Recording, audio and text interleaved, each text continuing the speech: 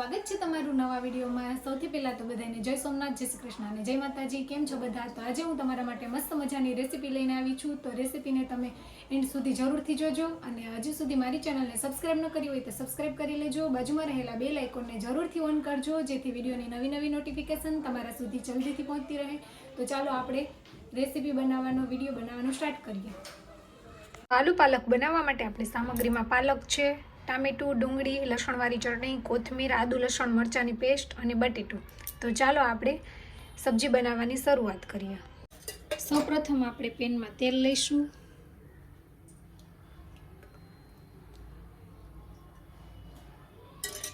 તેલ આવી ગયું છે, આપણે રાઈ ઉમેરીશું।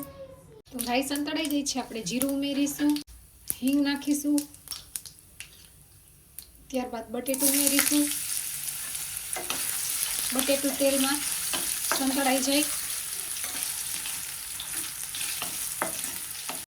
બટેટાને આપણે તેલમાં સાંતળી લઈશું કારણ કે બટેટાને ચડતા વાર લાગે છે, તે માટે તેલમાં તેને સરસ સોફ્ટ થવા દઈશું। તમે જોઈ શકો છો બટેટાનો કલર થોડો ચેન્જ થઈ ગયો છે અને તે સોફ્ટ થઈ ગયું છે। તો આપણે ડુંગળી ઉમેરીશું, તેને સારી રીતે સાંતળી લઈશું।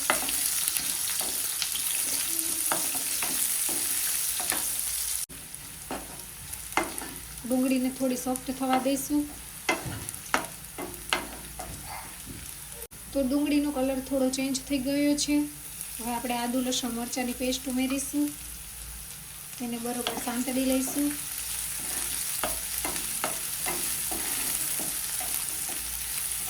તો આદુ મરચાંની પેસ્ટ પણ સંતળાઈ ગઈ છે। ત્યારબાદ આપણે ટામેટું ઉમેરીશું, ટામેટાને બધા સાથે સરસ કૂક કરી લઈશું।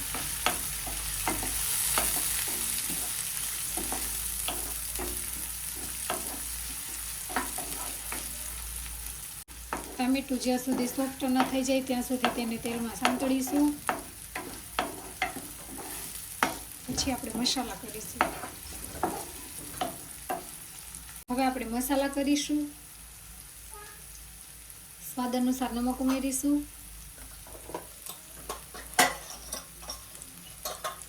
હળદર ઉમેરીશું, ધાણા જીરું પાવડર ઉમેરીશું, ત્યારબાદ થોડો ગરમ મસાલો ઉમેરીશું, લસણવાળું લાલ મરચું ઉમેરીશું। બધું સારી રીતે મિક્સ કરી લેશું।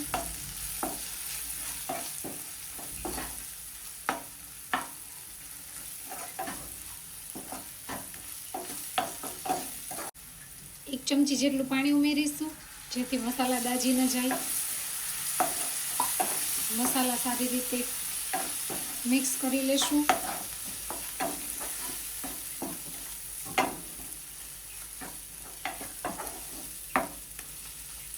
ટામેટું પણ સોફ્ટ થવા આવ્યું છે, તમે જોઈ શકો છો।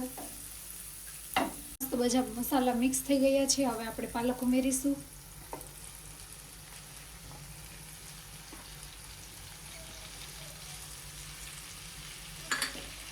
સારી રીતે મિક્સ કરી લેશું।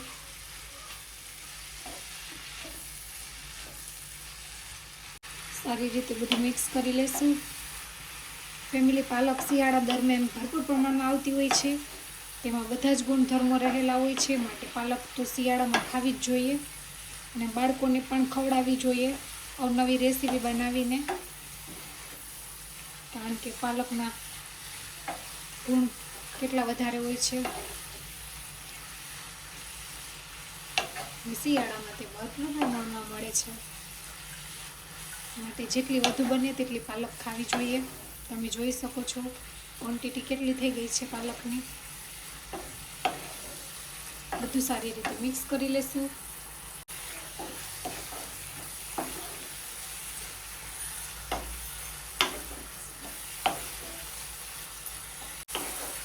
તમે જોઈ શકો છો ઓલમોસ્ટ સબ્જી કૂક થઈ ગઈ છે। આપણે તેને થોડી વાર માટે ચડવા દઈશું જેથી પાણીનો બધો ભાગ બળી જાય।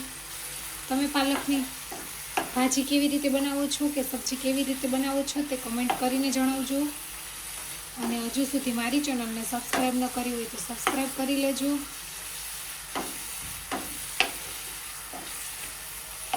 તો મસ્ત આલુ પાલક બનીને તૈયાર છે।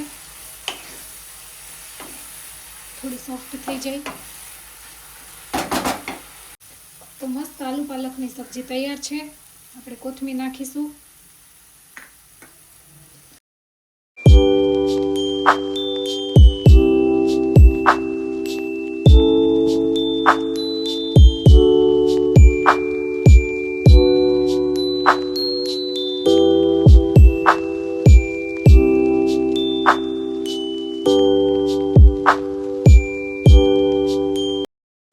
ફેમિલી, આજની રેસીપી તમને કેવી લાગી તે કોમેન્ટ કરીને જણાવજો. અને મારી ચેનલમાં નવા હોય તો ચેનલને લાઈક, શેર અને સબસ્ક્રાઈબ કરજો.